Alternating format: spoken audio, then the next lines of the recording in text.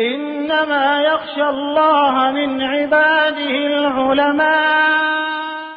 جرأت کا نام ہے دیوبند والے، عالی مقام ہے دیوبند والے. اللہ اکبر اللہ اکبر، لا الہ الا اللہ واللہ اکبر اللہ اکبر وللہ الحمد. الحمد للہ رب العالمین والصلاة والسلام على سید الانبیاء والمرسلین وعلى آلہ وصحبہ ومن تبعهم بإحسان إلى يوم الدين. أما بعد، أعوذ بالله من الشيطان الرجيم. بسم الله الرحمن الرحيم. يريد الله بكم اليسر ولا يريد بكم العسر ولتكملوا العدة ولتكبروا الله على ما هداكم ولعلكم تشكرون. صدق اللہ العلی العظیم. برادران اسلام، آپ تمام حضرات کو اور پوری امت مسلمہ کو اپنی طرف سے دل کی گہرائیوں سے عید کی مبارکبادی پیش کرتا ہوں. آج مسلمان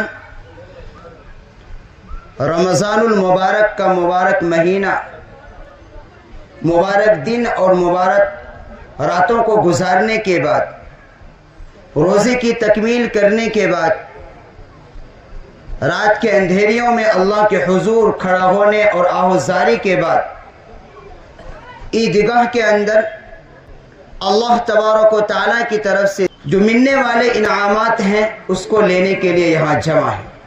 اس موقع پر ہمیں اپنے رب العزت کا کئی اعتبار سے شکر ادا کرنا چاہیے. ایک اس بات پر شکر ادا کرنا ہے کہ اس نے ہمیں مبارک مہینہ عطا فرمایا. بہت سے ایسے حضرات تھے جو گزشتہ رمضان میں ہمارے ساتھ تھے موجود، لیکن اس رمضان آنے سے پہلے ان کی زندگی نے وفا نہیں کی اور وہ اللہ کے پاس جا گئے. تو اس بات پر شکر کہ اللہ تبارک و تعالیٰ نے مبارک مہینہ ہمیں عطا فرمایا. دوسری اس بات پر شکر کہ اس مبارک مہینے میں اللہ تبارک و تعالیٰ نے اپنی عبادت کی توفیق عطا فرمائی، روزہ رکھنے کی توفیق عطا فرمائی، تراویح کی نمازیں پڑھنے کی توفیق عطا فرمائی، قرآن کریم سنانے اور سننے کی توفیق عطا فرمائی. اس پر بھی اللہ تبارک و تعالیٰ کا شکر کہ اللہ تبارک و تعالیٰ نے کہ جب انسانوں کو پیدا کرنے کا ارادہ فرمایا، جس کا قرآن پاک میں ذکر ہے، وَإِذْ قَالَ رَبُّكَ لِلْمَلَائِكَةِ إِنِّي جَاعِلٌ فِي الْأَرْضِ خَلِيفَةً، تو فرشتوں نے اعتراض کیا کہ آپ کیوں ایسے مخلوق کو پیدا کر رہے ہیں جو زمین پر جا کر فساد کریں گے. وَإِذْ قَالَ رَبُّكَ لِلْمَلَائِكَةِ إِنِّي جَاعِلٌ فِي الْأَرْضِ خَلِيفَةً قَالُوا أَتَجْعَلُ فِيهَا مَنْ يُفْسِدُ فِيهَا وَيَسْفِكُ الدِّمَاءَ.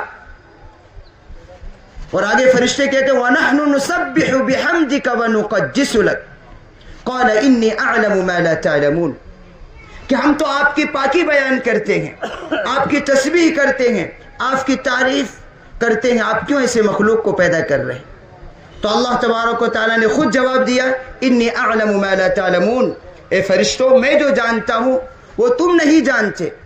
اللہ تبارک و تعالیٰ عالم الغیوب ہونے کے باوجود فرشتوں پر اسی یاد دہانی کو یاد دلا کر ان کو پر فخر کر رہے ہیں اور کہہ رہے ہیں اے فرشتوں کی جماعت بتاؤ اس مزدور کی کیا مزدوری ہے کہ جن کو ایک کام دیا گیا تھا، ایک ڈیوٹی ان کو دی گئی تھی جس کو انہوں نے تکمیل تک پہنچایا، اب اس مزدور کا کیا حق ہے، اس کے ساتھ کیا معاملہ کیا جائے. فرشتے اللہ تبارک و تعالیٰ سے عرض کرتے ہیں باری تعالیٰ اس مزدور کا یہی حق ہے کہ اس کو پوری مزدوری دے دی جائے. تو اللہ تبارک و تعالیٰ جلال میں آتے ہیں اور قسم کھا کر کہتے ہیں کہ میری علو شان کی قسم، میری عزت کی قسم، میری جلال کی قسم کہ بندے جن کو میں نے ایک کام دیا تھا، ایک مہینہ ڈیوٹی دی تھی کہ روزے رکھو، تراویح کی نمازیں پڑھو اور پھر میں نے اس پر دیے جانے والے انعامات کا وعدہ کیا تھا، اور اس کام کو تکمیل کرنے کے بعد یہ عیدگاہ کے میدان میں جمع ہے، میں آج ان کے دعاؤں کو بھی سنوں گا اور ان کے سیئات کو حسنات سے مبدل بھی فرماؤں گا۔ ان کے گناہ تو معاف کیے ہی جائیں گے، لیکن ان کے گناہ کے بدلے میں نیکیاں لکھ دی جائیں گی۔ تو یہ اللہ تبارک و تعالیٰ کی طرف سے عیدگاہ کے اندر جمع ہونے والے مجمع پر اللہ رب العزت کی طرف سے بہت بڑا انعام ہے۔ اور ہم اور آپ جانتے ہیں کہ ظاہر سی بات ہے کہ انعام کچھ لوگوں کی وجہ سے ہی ہوگا،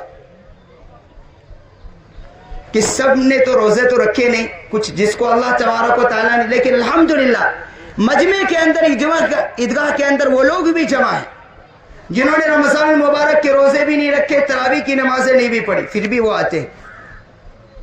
تو اللہ تبارک و تعالیٰ نے شاید اسی لیے عید کے دن عیدگاہ میں جمع ہونے کا اللہ کے نبی نے حکم دیا ہے، کہ چونکہ جب مجمع کے اندر جب مجمع ہوتا ہے اس میں کچھ مخصوص لوگ ہوتے ہیں، کچھ اللہ کے نیک بندے ہوتے ہیں، ان نیک بندوں کی طفیل سے سب کی مغفرت ہو جاتی۔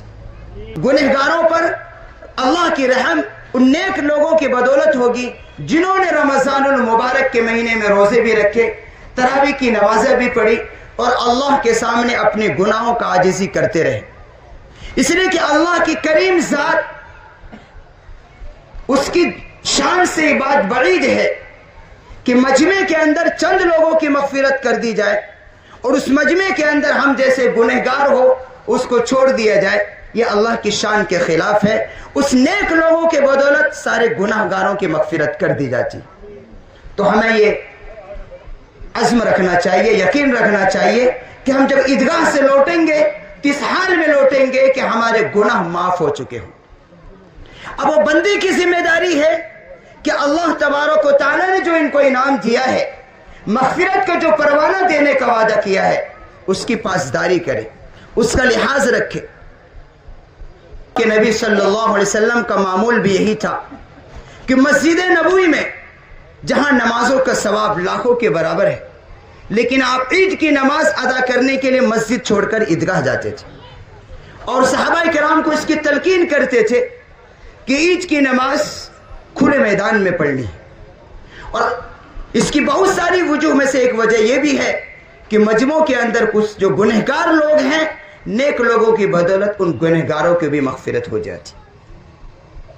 ایک تو مقصد یہ ہے عیدگاہ کے اندر جمع ہونے کا۔ دوسرا اس کا پیغام یہ ہے کہ ہماری اجتماعیت کی دلیل ہے کہ مجمع کے اندر، ایک صف کے اندر ایک مجمع جہاں رہتا ہے، اس بات کی ایک میسج جاتا ہے کہ الحمدللہ مسلمانوں کے اندر اجتماعیت باقی ہے۔ دوسرا پیغام یہ ہے کہ عید کی خوشی کے موقع پر یہ ہمارا اسلامی تہوار غیر رسموں کی، غیر قوموں کی طرح تہوار نہیں ہے۔ ہمارا جہاں مذہب دنیا کی تمام مذاہب سے پاکیزہ اور مقدس ہے، اسی طرح ہماری ہر عبادت، ہر تہوار غیر مذہب سے نرالا ہے اور پاکیزہ ہے۔ ہر قوم کے اندر تہوار ہے، اور اللہ کے نبی صلی اللہ علیہ وسلم سے ایک روایت سے معلوم ہوتا ہے ان لکل قوم عیدا وہذا عیدنا، کہ اللہ کے نبی نے فرمایا ہر قوم کے لیے ایک تہوار کا دن ہے اور یہ دن ہمارا ہے، لیکن دونوں میں زمین و آسمان کا فرق ہے۔ غیر قوموں کا جو تہوار ہے وہ کسی نہ کسی ماضی کے واقعہ کے ساتھ متصف ہے۔ عیسائی کرسمس ڈے کا تہوار مناتے ہیں، اور آپ جانتے ہیں کہ وہ کیوں مناتے ہیں، وہ دلیل یہ دیتے ہیں کہ 25 دسمبر کو سیدنا عیسیٰ علیہ السلام کی پیدائش ہوئی تھی، اس پیدائش کی یاد میں وہ لوگ کرسمس ڈے مناتے ہیں۔ حالانکہ محققین جاننے والے کہتے ہیں، محقق علماء کی بات ان کی تاریخ کی روح سے صحیح نہیں، لیکن وہ لوگ اپنی تہوار کو عیسیٰ علیہ السلام کی پیدائش سے جوڑتے، اور وہ تہوار دنیا کی ساری برائیوں کا جڑ ہے۔ اسی طرح یہودیوں نے اس دن کو تہوار کا دن بنایا جس دن موسیٰ علیہ السلام اور ان کی قوم کو اللہ تبارک و تعالیٰ نے فرعون جیسے ظالم و جابر بادشاہ سے نجات عطا فرمائی تھی اور فرعون ان کی قوم کو دریا نیل میں اللہ نے غرق کر دیا، تو اس دن کی یاد میں یہودی تہوار بناتے، تو ان کا تہواروں کا تعلق پچھلی واقعات کے ساتھ ہے۔ لیکن یہ مسلمانوں کے دو ہی تہوار ہیں، عید الفطر اور عید الاضحیٰ، لیکن ہم بھی جو ہے نا غیروں کی طرح دیکھ کر کئی تہوار مناتے۔ اسلام کے اندر صرف دو ہی تہوار ہیں، عید الفطر اور عید الاضحیٰ، اور آپ غور کریں گے کہ یہ دونوں تہوار، یہ دونوں ہماری خوشی کا دن، یہ کسی ماضی کے واقعے کے ساتھ متصف نہیں۔ ایسا نہیں ہے کہ اس دن کے اندر کوئی تاریخ واقعہ ہو، کوئی رونما ماضی میں کوئی واقعہ پیش آیا ہو، اس کی یادگار میں منایا جاتا ہو جیسے کہ یہودی اور عیسائی لوگ مناتے ہیں۔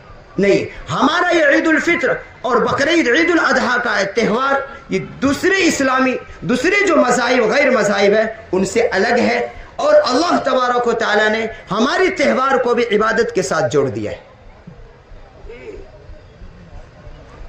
اور عبادت کے ساتھ جوڑنے کے ساتھ یہ میسج دے دیا گیا دبے لہجوں میں کہ مسلمان خوشی کے عالم میں ہو، غمی کے عالم میں ہو، ہر حال میں اپنے رب کو یاد رکھنا ہے۔ عام طور پر ہوتا کیا ہے، جب انسان خوش و خرم ہوتا ہے تو اپنے رب کو بھول جاتا ہے، اور جب پریشانی میں ہوتا ہے تو پھر رب کو پکارتا ہے، لیکن جب اس پر خوشی کا مرحلے آتے ہیں تو خوشی میں مست ہو جاتے ہیں اور اپنے رب کو بھول جاتا ہے۔ لیکن یہ عید الفطر کی 2 رکعت نماز اس وجہ سے رکھی گئی ہے کہ مسلمانوں کو ایک پیغام دیا جا رہا ہے کہ تم کسی بھی حال میں ہو، خوشی کے عالم میں ہو، فراوانی کے عالم میں ہو، تنگی میں ہو، پریشانی میں، ہر حال میں اپنے رب کو یاد رکھنا ہے۔ ایک پیغام عید الفطر کا یہ بھی ہے۔ اسی طریقے سے عید الفطر جہاں ہمارے لیے خوشی اور ساجمانی کا دن ہے، لیکن ہم اور آپ جانتے ہیں کہ ایک مسلمان ایک جسم کی طرح ہے۔ اگر مسلمان ہمارے کسی بھائی کو دنیا کے کسی حصے میں تکلیف ہو رہی ہے تو اس تکلیف کا احساس ہمارے دلوں کے اندر ہونا چاہیے۔ ہم تقریباً 2 سال سے مسلمان اس حالت میں یہ عید کا وقت گزار رہا ہے جہاں ایک خطے پر مسلمان ہمارے بھائیوں پر بم اور توپ ان پر داغیا جا رہے ہیں، تو ہمیں اس خوشی کے عالم میں ان کو نہیں بھولنا چاہیے۔ مسلمانوں کی شان کے خلاف ہے کہ خود خوشی میں مست رہے اور ان مظلوموں کو بھول جائے جو گولیوں کا اور توپوں کا نشانہ بن رہے۔ مذہب ہمارا یہ تعلیم نہیں دیتا، بلکہ ہمارا مذہب یہ سکھاتا ہے کہ اپنی خوشی میں کے ساتھ ساتھ ان مظلوموں کو یاد رکھو، بھولو نہیں، اور اپنی خوشی کے سادگی کے ساتھ مناؤ۔ کہیں ایسا نہ ہو کہ تمہاری خوشیاں کہیں دیکھ کر ان مظلوموں کا دل ٹوٹ گیا اور انہوں نے اپنے رب کے سامنے فریاد کر دی تو تمہاری نجات میں وہ رکاوٹ بن جائے۔ اللہ تمہاری پکڑ کر لے گا، وہ فریاد کریں گے کہ ہمیں تو گھر اجاڑ دیے گئے، ہم بھوکے تھے، ہم پر گولیاں برسائی گئی، ہمارے آنکھوں کے سامنے ہمارے بچے، کسی کا باپ، کسی کا بہن، کسی کی بیٹی کا جنازہ نکلا، اور تم نے ہمیں یاد کیے بغیر اپنی خوشیوں میں مست رہے۔ اگر یہ فریاد کر دیے تو پھر ہماری نجات رک جائے گی۔ اسی لیے کہا گیا ہے کہ یہ 2 سالوں سے جن حالات میں مسلمان گزر رہا ہے تو اپنی ان خوشی کے ساتھ ساتھ ان مظلوموں کو یاد رکھنا چاہیے۔ چوتھی بات یہ ہے کہ الحمدللہ جن لوگوں نے رمضان المبارک میں عبادت کیا ہے، عبادت کا ایک اپنا اثر ہوتا ہے۔ جو بندہ عبادت کرتا ہے اس عبادت کا دل کا نور اس کا دلوں کے اندر اترتا ہے۔ اب ہمارے الحمدللہ چونکہ ہم رمضان المبارک کے عبادتوں سے فارغ ہوئے ہیں اور ہمارا یہ دل عبادتوں کی وجہ سے نور سے منور ہے، لیکن کتنے ہمارے نوجوان ہوں گے، بلکہ اس میں بڑے بھی ہیں، کہ جو عید کی نماز کے بعد وہ پلاننگ بنائیں گے کہاں جانے کی، پکچر دیکھنے کر جانے کی۔ تو اسے یاد رکھنا چاہیے کہ جو آپ نے عبادت کی ہے وہ نور ختم ہو جائے گا، اور پھر کیا ہوا کہ رمضان المبارک تو اللہ نے اس لیے دیا تھا کہ اپنی زندگیوں کو تبدیل کرو، اپنا تعلق اللہ سے رشتہ جوڑو، یہ جڑا ہے عبادت کے ذریعے سے، لیکن اگر تم نے نماز ادا کرنے کے بعد جو اللہ تبارک و تعالیٰ کی طرف سے مغفرت کا بھی پروانہ مل رہا ہے اور پھر اس کو گناہ کے راستے پر جاؤ گے تو پھر کیا ہوگا کہ جو کچھ کمایا تھا وہ چلا گیا اور گناہ کا بوجھ تمہارے اوپر آ گیا، پھر اس کا گناہ کا انجام بھی اللہ تبارک و تعالیٰ نے اس کی سزائیں مقرر کر رکھی۔ یہ دیکھا جا رہا ہے ہر سال کے اندر کہ نوجوان طبقہ عید کی خوشیوں میں گناہ کا راستہ اختیار کر رہے ہیں، وہ راستہ اختیار کر رہے ہیں جس پر اللہ کا عذاب نازل ہوتا ہے۔ تو یقیناً خوشی مناؤ، اور خوشی منانے کے ساتھ ساتھ ان مظلوموں کو بھی یاد رکھو اور اپنے غریب ساتھیوں کو بھی یاد رکھو، تمہارے جو رشتہ داروں میں ہیں، قریب پڑوس میں ہیں، ان غریبوں کو یاد رکھو۔ یہ عید اسی لیے ہے، صدقہ فطر کیوں دیا گیا ہے واجب؟ اسی لیے دیا گیا کہ وہ غریب بھی اس خوشی میں شامل ہو جائے۔ اور اللہ کے نبی صلی اللہ علیہ وسلم کی عادت شریفہ تھی کہ آپ عید کی نماز کے لیے جانے سے پہلے صدقہ فطر ادا کر دیا کرتے تھے۔ ادا کر دیا ہے تو اللہ کا شکر، نہیں ادا کیا ہے تو فوراً جانے کے بعد فوراً سب سے پہلے صدقہ فطر وہ ادا کرے۔ اور علماء نے لکھا ہے کہ تاخیر ہونے کے بعد مزید استغفار بھی کرے، اس لیے کہ اس کو نماز کے لیے جانے سے پہلے ادا کر دینا تھا۔ تو ادا کرنا چاہیے ہر صاحب مالدار پر کہ جس کے پاس 52.5 تولہ چاندی یا اس کی قیمت ہے، وہ اس پر صدقہ فطر واجب ہے، وہ اپنی طرف سے بھی ادا کریں گے، اور گھر میں جتنے افراد ہیں چھوٹے ہیں یا بڑے، اگر وہ ان کی ذمہ داری گھر کے بڑے حضرات پر ہے تو اسی کی ذمہ داری سب کے صدقہ فطر ادا کریں۔ صرف کتنے ہمارے مسلمانوں میں وہ غریب گھر ہیں جن کے اندر اگر نہیں پہنچے گا صدقہ فطر تو شاید ان کے بچے اچھے کھانے سے بھی آج اس خوشی کے دن میں محروم ہو جائیں، تو مالداروں کی پھر فقر ہو جائے گی۔ اللہ تبارک و تعالیٰ نے مال و دولت سے نوازا ہے، تو اس خوشی میں اپنے غریب رشتہ داروں کا، اپنے غریب پڑوسیوں کا خیال رکھیں۔ یہ عید ہمارے لیے کئی اعتبار سے اہم، ایک تو یہ تہوار ہمیں ایک میسج دے رہا ہے کہ ہم اجتماعیت کو برقرار رکھیں۔ جہاں ہم اجتماعی طور پر یہاں جمع ہیں، یہ صرف عیدگاہ کے میدان تک نہیں رہنے چاہیے، یہ اجتماعیت ہماری زندگی کے آخری لمحے تک باقی رہنا چاہیے، اور یہ عزم کر کے اٹھنا چاہیے کہ جو قوم متحد رہتی ہے دنیا کی کوئی طاقت اسے نہیں توڑ سکتی۔ جو قوم متحد رہتی ہے اور اتحاد رہتا ہے ان میں، دنیا کی کوئی طاقت اسے مغلوب نہیں کر سکتی۔ اتحاد ایک ایسی طاقت ہے، ایک ایسی قوت ہے جو بڑے سے بڑے سنگ عبور کو پار کر جاتا ہے اور منزل مقصود تک پہنچتا ہے۔ تو ہماری اتحاد باقی رہنا چاہیے، اور اس وقت چونکہ خود ہم اپنے ملک کے اندر ایسے حالات سے گزر رہے ہیں کہ چند سالوں سے پہلے تو ایمان پر ڈاکہ ڈالا جا رہا تھا، اب بھی یہ سلسلہ جاری ہے، ہمارے اور ہماری ماں و بہنوں کی عزتوں کو تار کیا جا رہا تھا، اور اب بھی یہ سلسلہ جاری ہے۔ لیکن ستم بالائے ستم، اب ظلم یہ ہو رہا ہے کہ مسلمانوں کو ان کی جائیداد سے بھی محروم کرنے کی کوشش کی جا رہی ہے۔ آپ کو معلوم ہے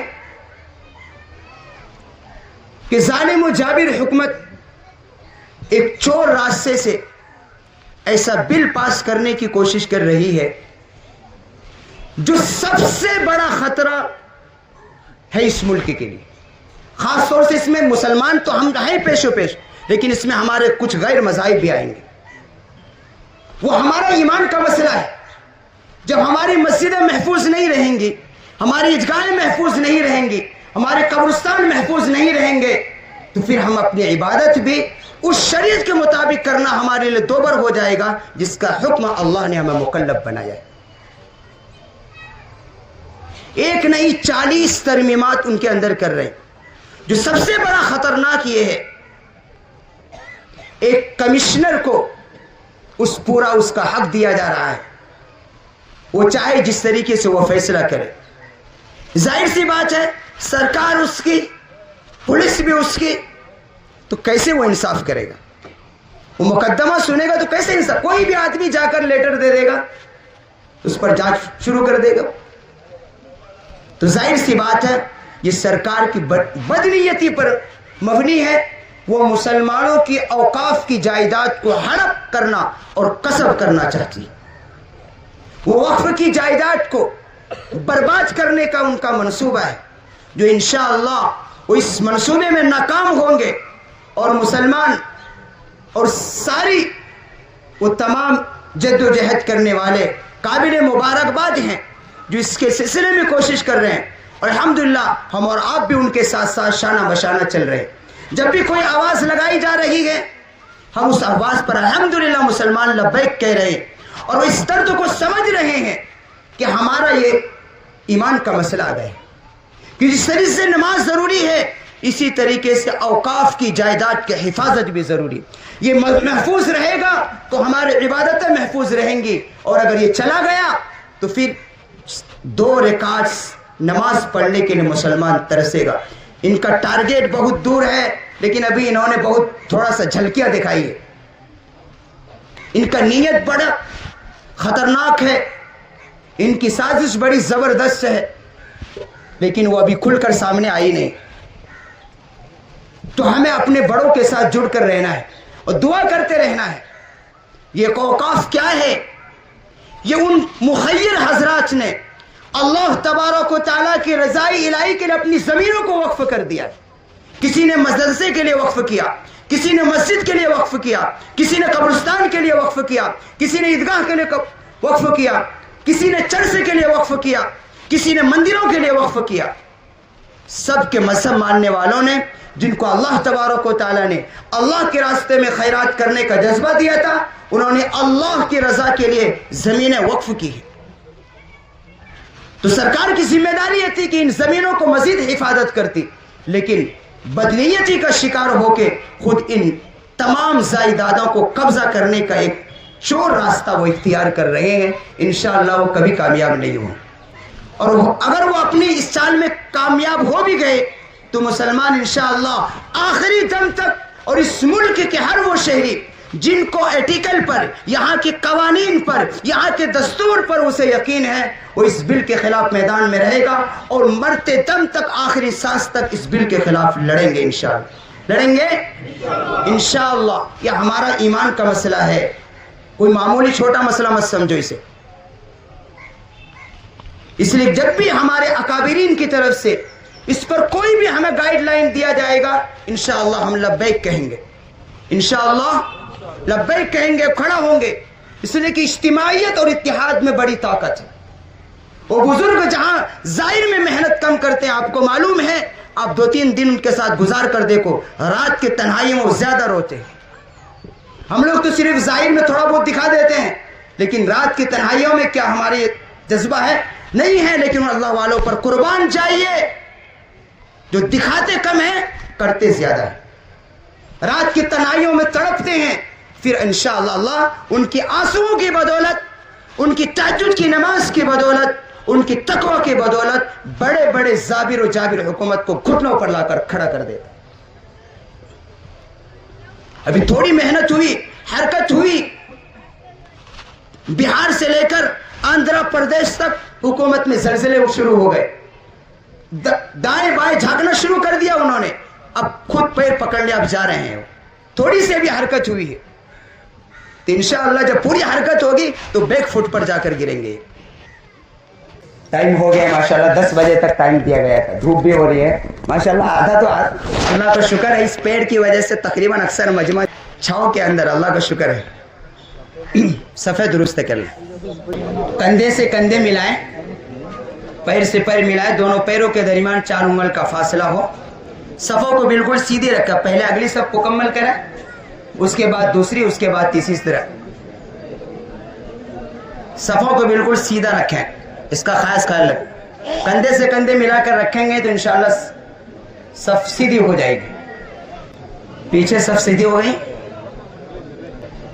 چھوٹے والے مائک کی آواز آ رہی ہے، اس لیے کہ یہ جو ہاتھ میں ہمارا مائک ہے تو نہیں رہے گا نماز پڑھانے کا وقت. اگر آواز نہیں آئے تو کوئی بیچ میں کوئی صاحب تکبیر ضرور پڑھیں، اس لیے کہ یہ چھوٹا پڑھ رہا ہے، منہ تک بھی نہیں آ رہا ہے. ترتیب ذہن میں رکھ لیں. اگر کوئی ساتھی ابھی آ رہے ہیں راستے میں تو نماز کھڑی ہو رہی ہے، آپ بھاگ کر آ جائیں. ٹائم چونکہ بار بار اعلان کیا گیا تھا، 10 بجے کا ٹائم اینڈ دیا گیا تھا، پھر بھی آپ کے لحاظ کے خاطر 2-4 منٹ تاخیر ہو رہی ہے، اس کے بعد انشاءاللہ تاخیر نہیں ہوگی۔ نماز کی نیت سن لیجئے۔ میں نیت کرتا ہوں 2 رکعت نماز عید الفطر واجب 6 زائد تکبیروں کے ساتھ، واسطے اللہ تعالیٰ کے، رخ میرا کعبہ شریف کی طرف، پیچھے اس امام کے اللہ اکبر۔ نیت زبان سے کہنا ضروری نہیں ہے، نیت دل کے ارادے کا نام ہے۔ آپ نے زبان سے نہیں کہا لیکن دل میں ان چیزوں کا ارادہ ہے، آپ کی نیت ہو گئی۔ اب ترکیب سن لیجئے۔ پہلی تکبیر کے بعد ثنا پڑھی جائے گی، یعنی اللہ اکبر جب کہیں گے ہاتھ باندھ لیں گے، اس کے بعد ثنا پڑھیں گے۔ ثنا امام بھی پڑھتے ہیں، مقتدی بھی پڑھیں گے۔ اس کے بعد 3 تکبیر بولی جائے گی۔ 2 تکبیروں میں کانوں تک ہاتھ اٹھانا ہے، اللہ اکبر اور چھوڑ دینا ہے۔ تیسری تکبیر میں کان تک ہاتھ اٹھا کر لے جا کر باندھ لینا ہے۔ پھر وہ معمول کے مطابق سورہ فاتحہ پڑھی جائے گی، قرات ہوگی، صرف امام پڑھتے ہیں، پیچھے سننا ہے۔ اس کے بعد رکوع سجدہ ہوگا۔ پہلی رکعت مکمل ہو جائے گی، اس کے بعد دوسری رکعت میں پہلے قرات ہوتی ہے۔ قرات مکمل ہونے کے بعد 4 تکبیر بولی جاتی ہے، جس میں 3 زائد ہوگی۔ 3 تکبیروں میں آپ کو کیا کرنا ہے؟ کانوں تک ہاتھ اٹھانا ہے اور لے جا کر چھوڑ دینا ہے۔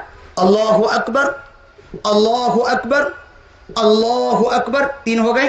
چوتھی تکبیر میں بغیر ہاتھ اٹھائے سیدھا رکوع میں چلے جانا ہے، باقی وہی معمول۔ اس کے بعد نماز مکمل ہونے کے بعد خطبہ ہوتا ہے، اس کا بھی سننا واجب ہے۔ اس کے بعد دعا ہوگی انشاءاللہ، اس کے بعد مصافحہ کر کے جائیں گے۔ میں نیت کرتا ہوں 2 رکعت نماز عید الفطر واجب 6 زائد تکبیروں کے، واسطے اللہ تبارک و تعالیٰ کے، رخ میرا کعبہ شریف کے طرف، پیچھے اس امام کے۔ پہلی تکبیر کے بعد ہاتھ باندھ کر ثنا پڑھیں گے۔ ثنا پڑھنے کے بعد 3 تکبیر بولی جائے گی، جس میں 2 تکبیروں میں آپ کانوں تک ہاتھ اٹھا کر چھوڑ دیں گے۔ تیسری تکبیر میں ہاتھ باندھ لیں گے۔ اس کے بعد معمول کے مطابق قرات ہوگی، سورہ فاتحہ پڑھی جائے گی، سورت ملائی جائے گی، پھر رکوع سجدے ہوں گے۔ پہلی رکعت مکمل ہونے کے بعد دوسری رکعت کے لیے جب کھڑے ہوں گے تو پہلے قرات ہوتی ہے۔ قرات مکمل ہونے کے بعد رکوع میں جانے سے پہلے 4 تکبیر بولی جاتی ہے۔ 3 تکبیروں میں آپ کانوں تک ہاتھ اٹھائیں گے، چھوڑ دیں گے۔ چوتھی تکبیر میں بغیر ہاتھ اٹھائے سیدھا رکوع میں چلے جائیں گے۔ ٹھیک ہے، نماز شروع کریں۔ پیچھے سے آواز دے دیں ایک بار، نماز شروع کریں۔ اللہ اکبر،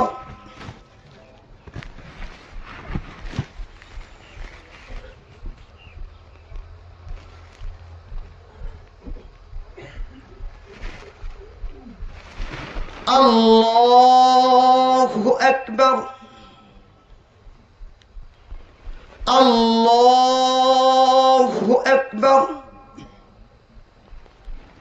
اللہ اکبر۔ الحمد للہ رب العالمین الرحمن الرحیم مالک یوم الدین إياك نعبد وإياك نستعين اهدنا الصراط المستقيم صراط الذين أنعمت عليهم غير المغضوب عليهم ولا الضالين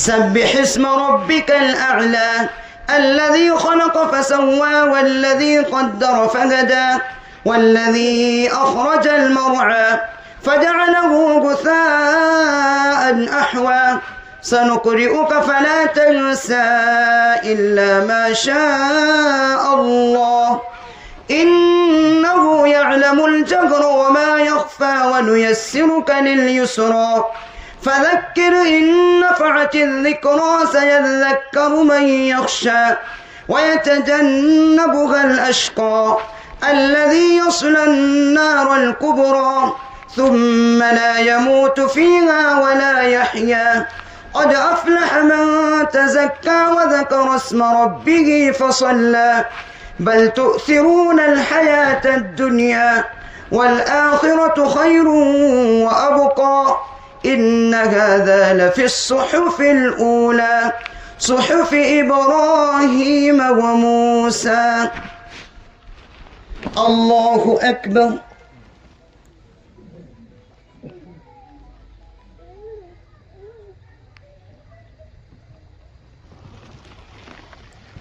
سمع الله لمن حمده. الله أكبر.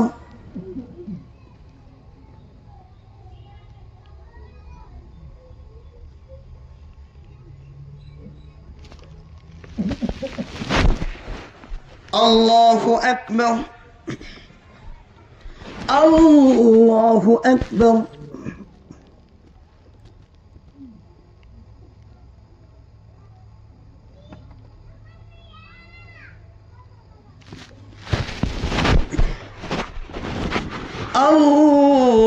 الله أكبر. الحمد لله رب العالمين الرحمن الرحيم مالك يوم الدين إياك نعبد وإياك نستعين اهدنا الصراط المستقيم صراط الذين أنعمت عليهم غير المغضوب عليهم ولا الضالين.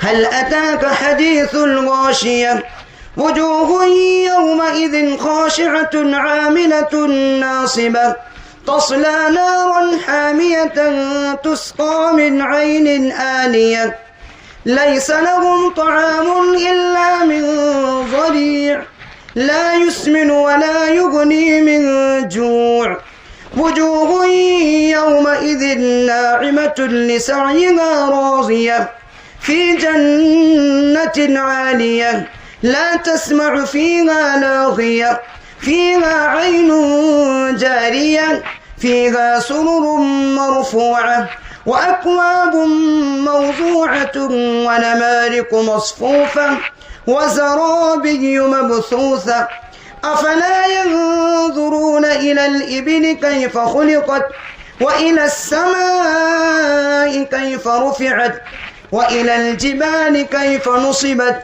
وإلى الأرض كيف سطحت فذكر إنما أنت مذكر لست عليهم بمسيطر إلا من تولى وكفر فيعذبه الله العذاب الأكبر إن إلينا إيابهم ثم إن علينا حسابهم. الله أكبر. الله أكبر. الله أكبر. الله أكبر.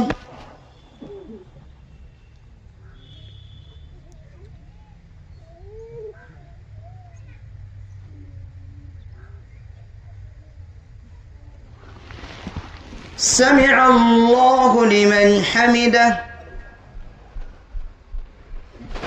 الله أكبر.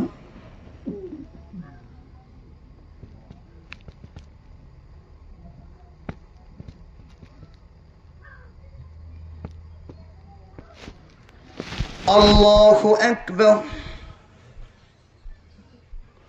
الله أكبر.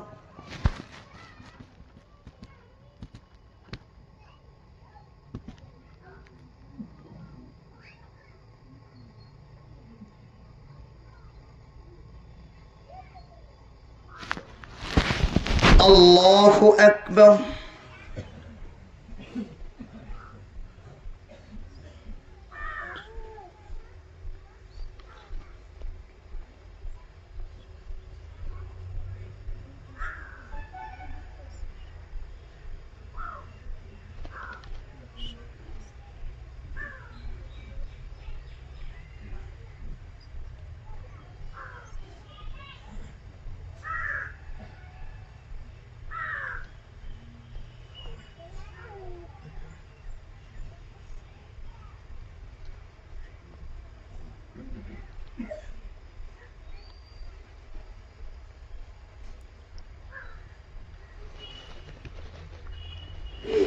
السلام علیکم ورحمۃ اللہ،